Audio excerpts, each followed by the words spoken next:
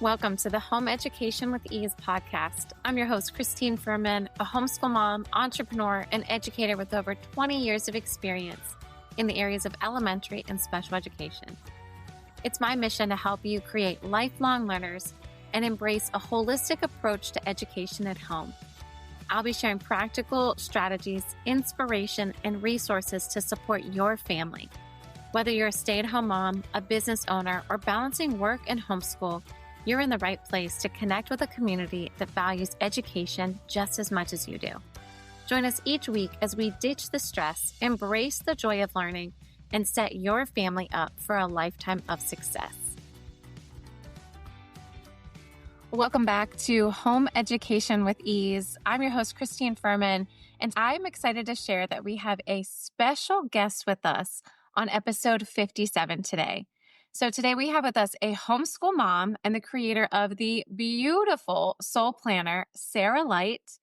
I met her through a podcast class that I attended and was just blown away by her tangible and actionable steps that she had to offer in regards to goal setting, planning, really setting up our year for success as busy moms and homeschool moms even. So that really attracted me to you as well, Sarah, that you understood what it's like to be a mom, a homeschool mom, and a business owner. So without further ado, I'd love to welcome Sarah to our Home Education with Ease podcast. Thank you so much, Sarah, for being here. Thanks for having me. I'm excited to chat. Yes, definitely. Would you mind just sharing a little bit about yourself, a little bit about Soul Planners, kind of how you got started in this endeavor and how long you've been doing it? Yeah. So, like I said, I'm Sarah and I live in Ohio currently, and I am homeschooling my kids. I have 5 kids. 4 of them are like school age. The youngest is only 1, so she's not in there yet. So you have your hands full for sure. Right. She's actually probably the most difficult part of homeschooling. Yes. She's growing the house while we're doing school. And then my oldest is in 7th grade. She's 12. And we've been homeschooling for, I think, 6 or 7 years now. And right before that, 7 or 8 years ago, I started this planner business. And it was funny, I was in direct sales actually at the time. That was what I had done for almost 10 years. And I had always just been like piecing together my own planners. But then as I started having kids, I wasn't just running a business, I was also running a household now. And like the notebook started multiplying of like the things I was trying to track. Yes. I'm like, okay, we're going to try to make this into one thing just for myself. And then some friends started asking for me to make them one. And eventually I started realizing, there's a piece in this market that it's women working from home. It's not just women who are working.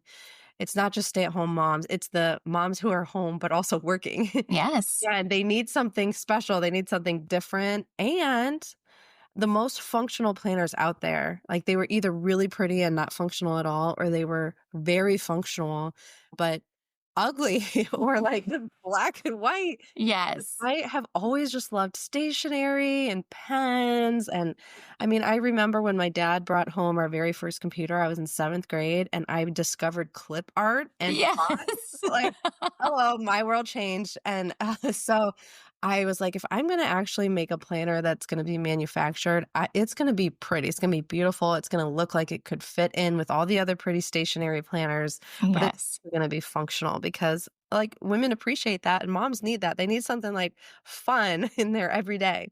Definitely. So yeah, that's how the Soul Planner was created about 8 years ago. I love that. And just natural, just kind of comes easy, And I don't know about you, but I mean, Lisa Frank, planner or folders and the trapper keepers, right? I mean, that's kind of where we're at, right?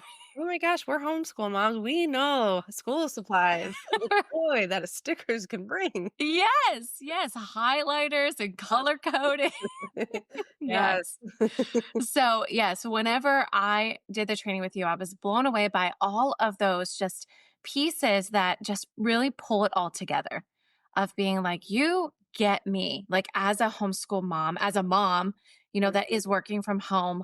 And there's so much space in the planner that I could split it in half and I could do work stuff and homeschool stuff or mom stuff because just like you're saying, like a mom, you run the house, Yeah. and you need to lead the household to make sure everything's functioning properly and well, and having that space and having enough area to just get it all out of our head. I think that was another big thing for me is like, I just need to get this stuff out of my head Yeah. and on paper so I can see it all. Yeah.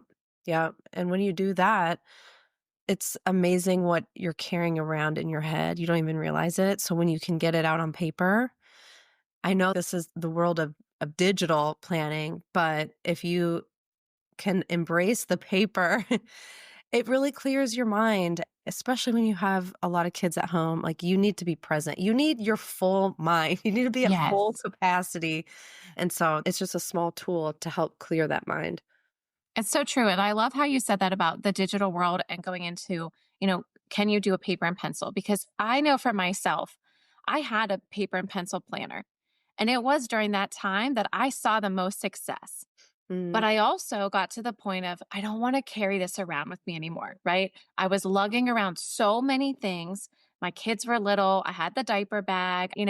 I wasn't homeschooling all the time at that point, because they were still little, but I was in and out of the house. So I didn't want that anymore. yeah. So I switched digitally and I didn't do great. I mean, I'm just going to say it Yeah. did not work as well for me because I was like, oh, I'm going to put everything on my phone. And Hmm. that's great. And you made a good point whenever we had our class too about that is your calendar. That's not your planner.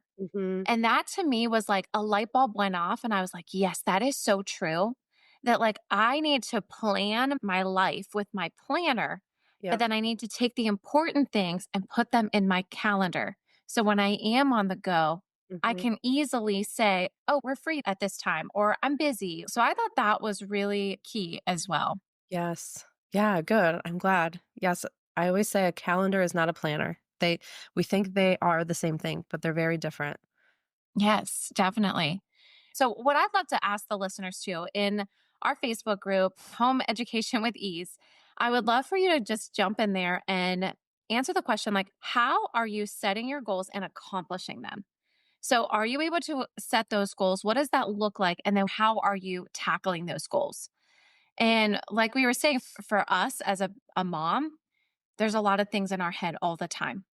I know for me, I have been overwhelmed in many situations with all the tasks and thinking I have to do everything all the time, Mhm. do it quickly.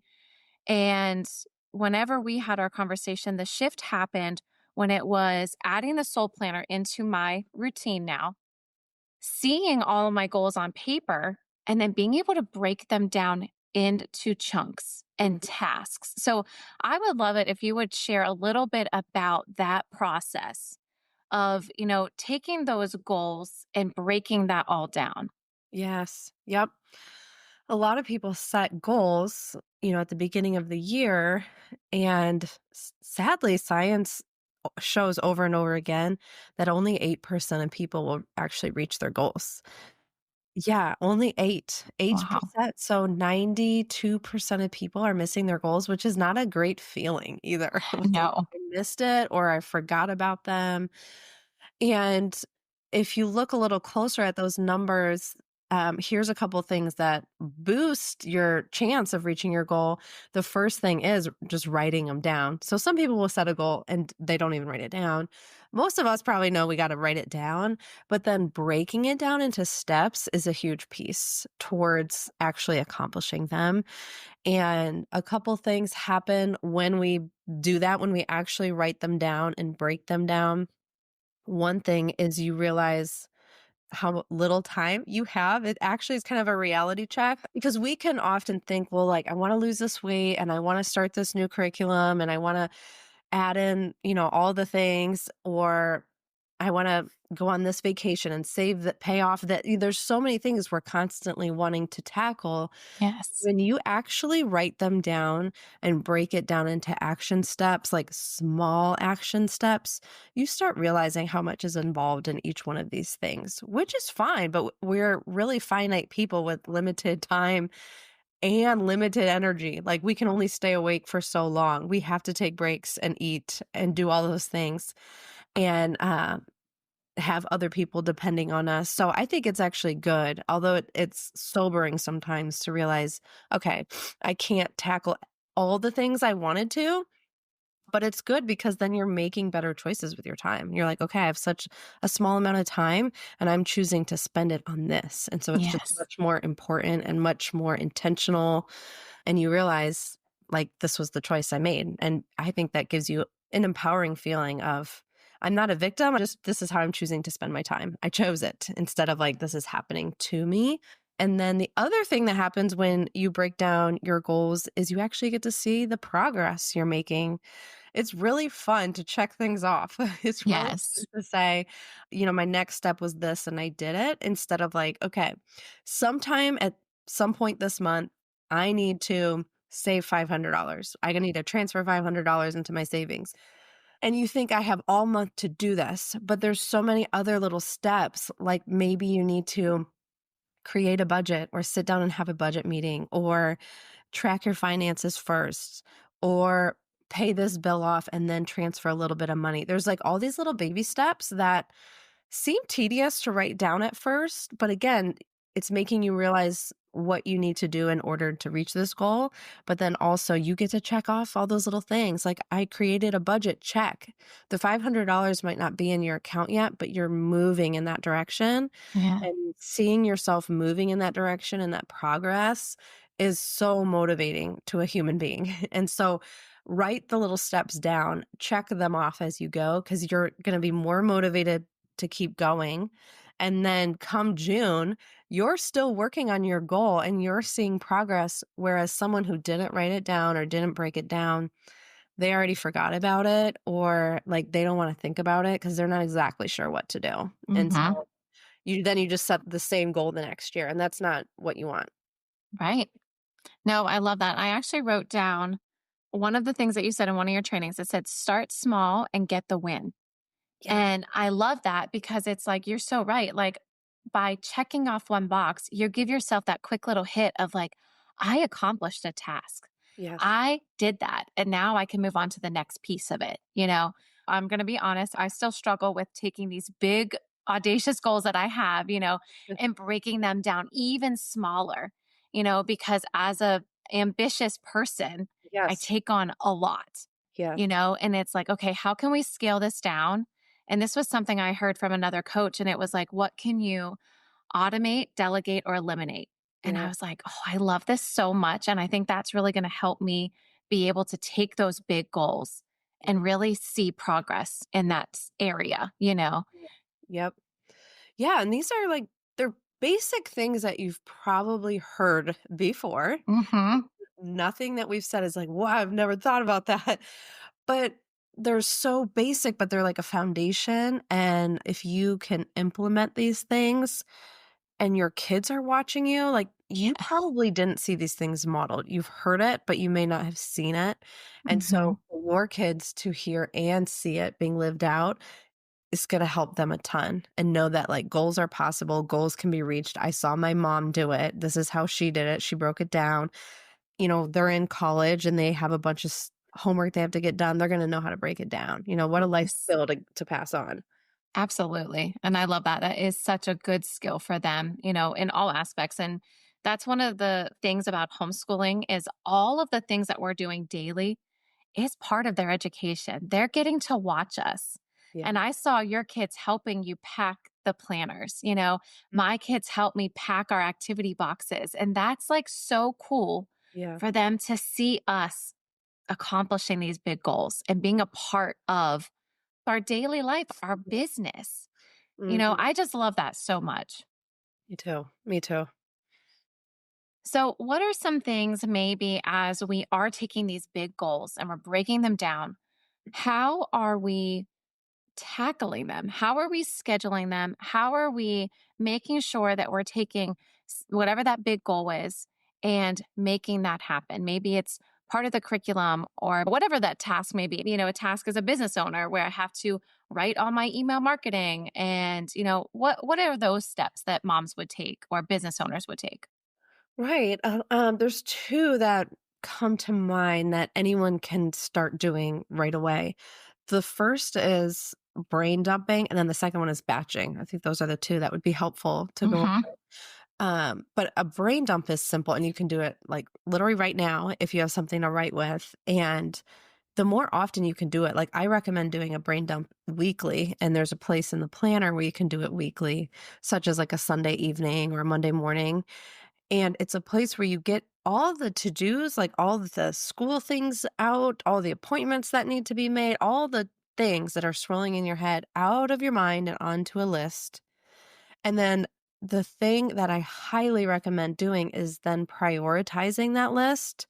Don't just make the list and then tackle it, because I guarantee you're going to go for the smallest, easiest thing first to get that check mark. Or I take the biggest one and then I don't accomplish it and then I get upset that I didn't do it. So, And nothing else is done. Yes. So I would look at the list and then before the week starts, decide, okay, what are my top 3 or like just 1 through 10? Like just start numbering them. What's the most important? Then the next most important. It really changes the way you see your to-do list. And then when you're looking at your week, what you're going to tackle changes. When do you have time set aside to work on something? What's the first thing you're going to do? And go based on the prioritized list rather than just the general list. mhm, If you did that alone, that's going to change the way you spend your time, because time is going to fly by. It doesn't always go as you planned in your pretty planner. And so you might only have time for the top 1 or 2 things. And right. wouldn't you rather get the most important thing done rather than like the easiest thing that didn't really matter? And then that Right. weight of I didn't do the thing I really wanted to do.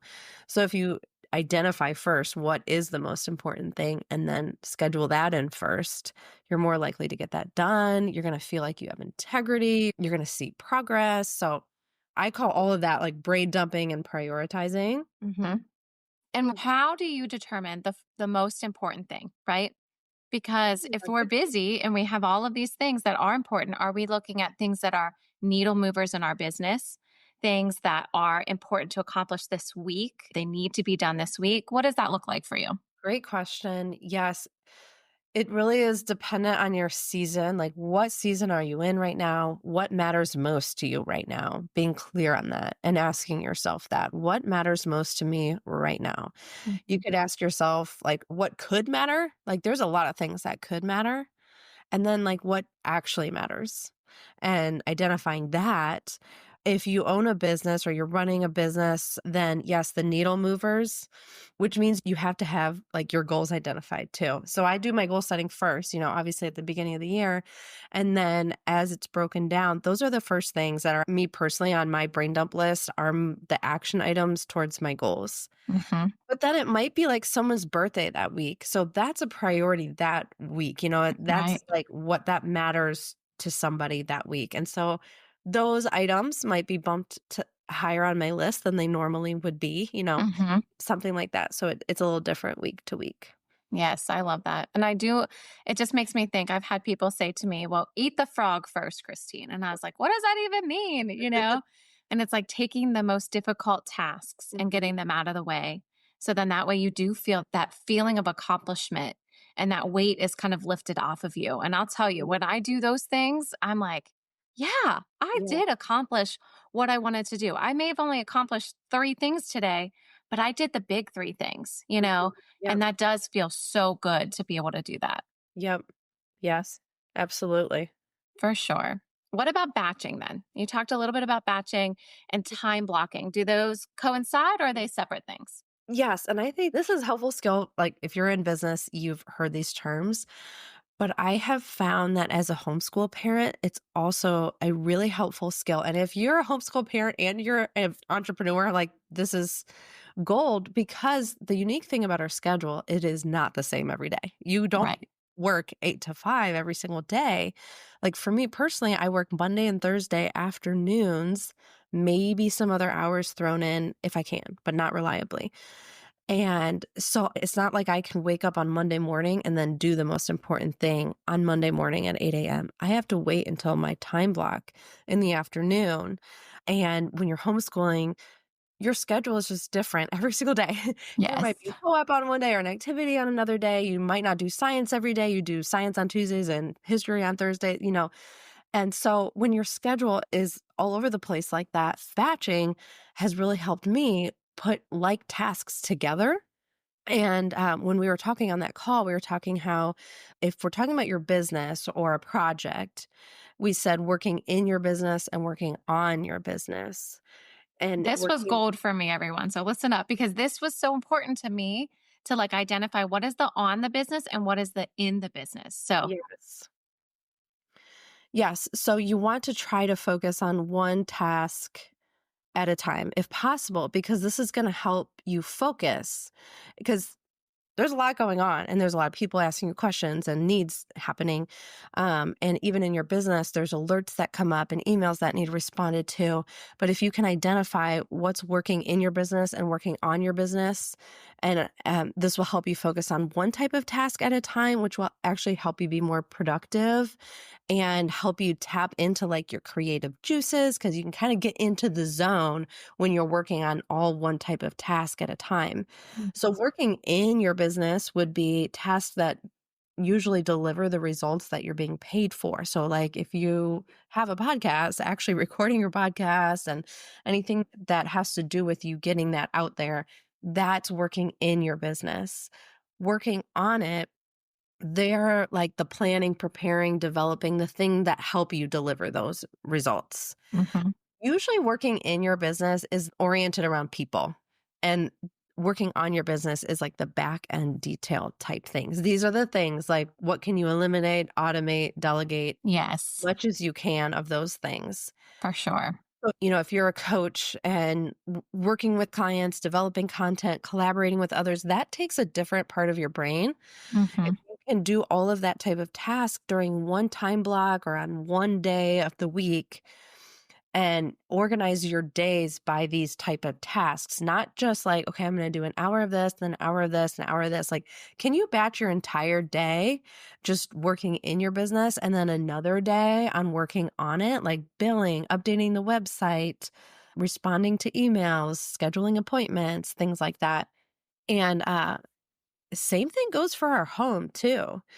We can batch tasks in our home, like things that are like our everyday life, like our relationships with people, hanging out, the activities we go to, sitting down and eating together. That's like you living your day to day. But you can also plan for your day to day. Like that would be meal planning, paying bills, scheduling appointments, ordering new things, grocery shopping. Like all of those things are different types of tasks. And most of the time, they're sprinkled all throughout the relationship time. They can also be very distracting and frustrating when they're sprinkled in the wrong spot. Like when you're making dinner and you ran out of an ingredient and then you go to try to put it on the list or you go to order something and then someone asks you a question, like you can get very flustered very quickly. Yes. So just ask yourself, how can you batch your home tasks too, so that you're spending larger amounts of times on just one type of task? Like I schedule all of our doctor's appointments. I try to do it one day in the beginning of the month. I Um, love that. That's such a good tip. yeah, otherwise it's taking up space in my brain or it's just being moved from one thing to the next to the next. I But mean, and with 7 people in your home, you kind of yeah, have to do some of these things, right? really time consuming. Yes. Yes, and it's like, if you have any kind of, like, insurance companies you have to follow up with, like, that is a lot of time, Yes. that it can eat up a lot of time, so I try to intentionally put that all together, um, and that's exactly what meal planning is. You're just deciding on the meals ahead of time and making the list. What can you do to take it a step further? Can you write the grocery list right then? Can you make a template for yourself? Can you actually put the order in online? Mhm. Asking yourself, like, how could you batch all the meal prep things together to help you, like, more smoothly be with the people in your life? Mhm. See, and I think I do this more unrealizing that I do it, right? And so maybe some of the listeners out there, they do some of this stuff and they don't realize that that's Yeah. actually what they're doing. Yes. For Yeah. us, we do a family meeting on Saturday morning. And that is when we do our meal plan. That's when we go over the calendar. That's when we add the items to the grocery list because we're right there in the kitchen. And Mm, what do we need for all of these meals? And what do we need to add to the list? And we're going to go shopping on Sunday after church, you know? mhm. So, really, that is batching it all. So then that way in the Absolutely. afternoon, in the evening, we can have some quality family time, you Yeah. know? So I love all of that. And I love the tip about the doctor's appointments. That's definitely something that I'm going to add to my calendar and my toolbox here because that is a great idea of like, what Mhm. are all these little tasks that we can put together so they're not taking up all that space? Like we just make that on our calendar of like, here's where I schedule my appointments. And I remember hearing a mom say, like, on Wednesdays is when I go to the post office or when I do all the mailings. And I was like, oh, that's Yeah. such a great idea of like, this is my specific time and day that I do this, you Yeah. know? Yes. Yes. So I Yes. love that. I I bet think I that's really bet people helpful. are doing it more than they think, and I bet we could all do it a little bit more than than we Yes, currently are too. definitely. Definitely. I love that so much. You just touch on so many great things that are really helpful for Yeah, a we lot could of really go on a families. deep dive in a lot We, of these we areas. really could. So one thing you touched on it a little bit about reducing the distractions, you know. Mhm, And so when we get into those time blocking moments of mhm. like this is my time and I have to tell you also too, when I saw an example of your planner, that helped change my trajectory of like my thoughts of it, right? And I share this with my audience all the time how education is all around us, where I do block time out for my kids at certain times of the week, but really they are still learning throughout the day as well. Mhm. And to see how you have blocked it where, okay, well, I'm going to work just this afternoon and I'm going to work this morning, you know, instead of we're working the whole week for a couple hours, you know, Right. maybe we just take that bigger chunk of time. And that helped, I think sometimes too, just seeing other people's plan, you know, and tweaking it enough to fit our own schedule. I Mhm. think that really is helpful too. Yeah. Yep. Yeah. And so we talked about brain dumping in the beginning. So you could operate just off of a prioritized list and really you would get a lot of important tasks done. And then I think batching is kind of taking it to the next level because then you're like, okay, how can I take this prioritized list and batch them into different chunks? And it is helpful if you can spend a larger chunk of time on one type of task because it takes some time to get into the zone.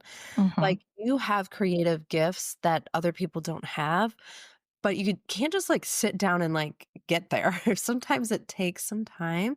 So, yeah, if you can give yourself, more than an hour to sit down and work, like a 1 to 4-hour time, then it's just such a gift to you, and it also strengthens and sharpens your skills, which is just helps the people you're serving, it helps your Yes. family.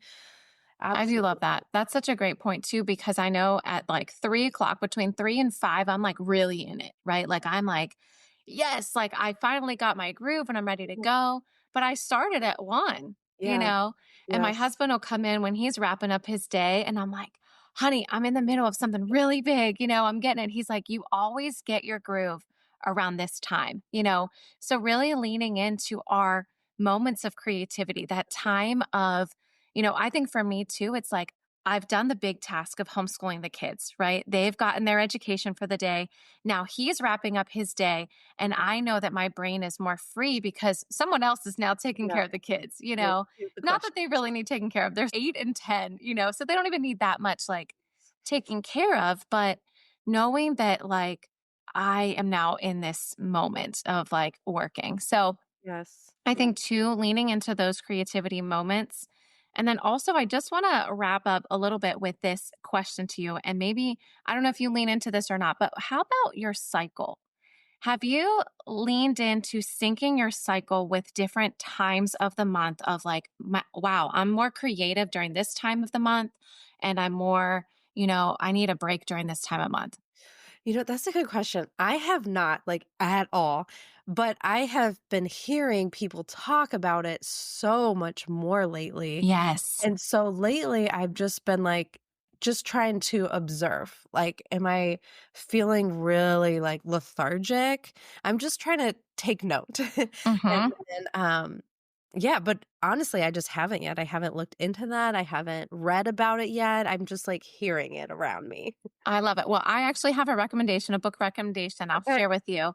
I think it's just called Sync Your Cycle Okay. by, I don't know her last name, but Renee.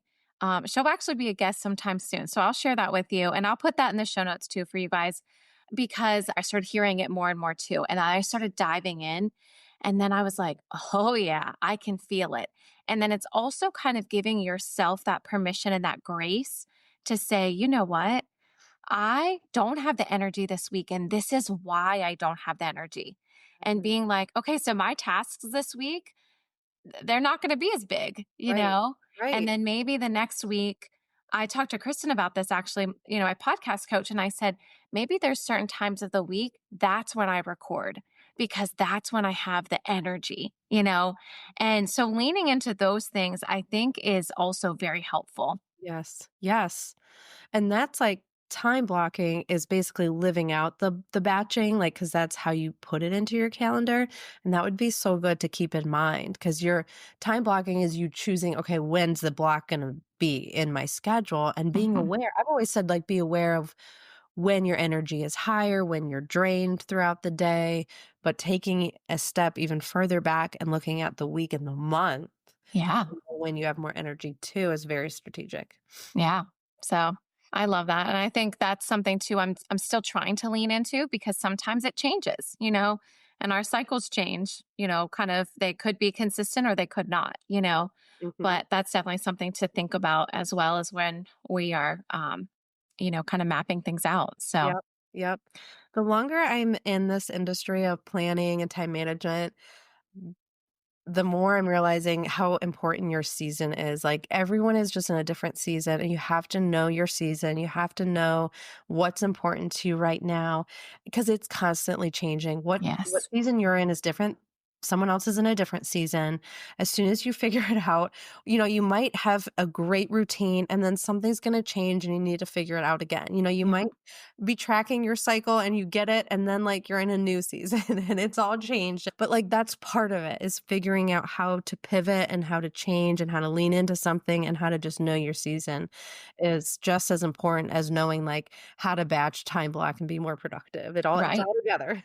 It is so true. And I talk about that a lot too, is like leaning into those seasons, but knowing that you have to revisit those seasons often, or your schedule or your plan often and being flexible because even that's our season, but that's even our kids' season, Mhm. you know? Mhm. And if you're doing all the things, you have a lot of things that you have to figure out and manage Mhm. and lean in and tweak as you go through. Because if you're a business owner, just like you have a planner and your busy season is different Mhm. than, maybe mine where I'm selling curriculum. So that is, just Yep. something too that you're planning for. Yep. Absolutely. I love that. Well, do you have any final words to share with our listeners? I just love having you. So thank you so much for being here. Yes. Thank you for having me. It's a joy. I love talking to homeschool parents because it's a special type of person that is really goal oriented. Whether you feel goal oriented or not, if you are homeschooling your kids, I mean, you are either project oriented or goal oriented, just a special type of person that like cares about growing and changing and bettering and passing that on to your kids. And that's just like so inspiring to me versus like, I don't know, I feel like I'm surrounded by a lot of people that are complacent and not growing and not changing. And so I'm just like so happy to talk to you guys and to be a part of this group. Yes, thank you so much. And I do. It's very encouraging when we find like minded people that really are, embracing that. So Mhm. I love that. So, one last thing, how do people find you, Sarah? Where are some ways that they can find you? Is it Instagram, Facebook, your website? Yeah, I am on All of them. Instagram.